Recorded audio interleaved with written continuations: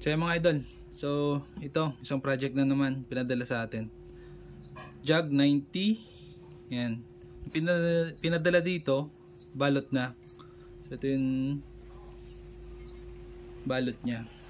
Yan. Hindi ko lang pag sino nagbalot dito pero maganda. So yan. Ang issue lang ni client dito, so sinundan nila yung nagbalot, sinundan nila yung shape nitong block. So naka-offset siya.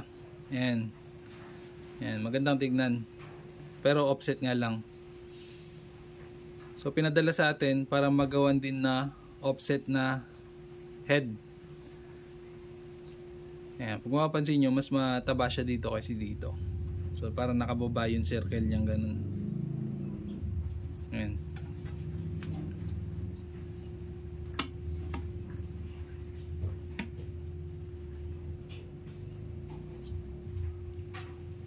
So yan. So kailangan natin i-scan to para makuha yung mismong shape niya, para may tutok din natin yung shape ng head na dito. Kasi pag bilog na bilog yung head, offset na rin siya dito, nakaganon siya. So ginawa natin siya ng offset din na head.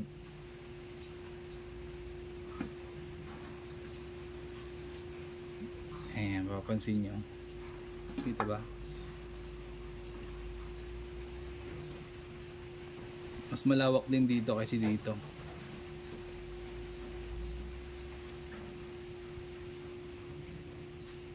Para pag kinabit, ayan,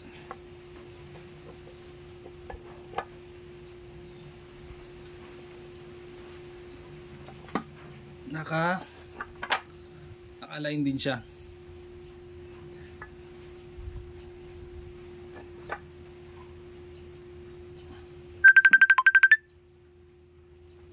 So yun, okay na to, ready to ship na.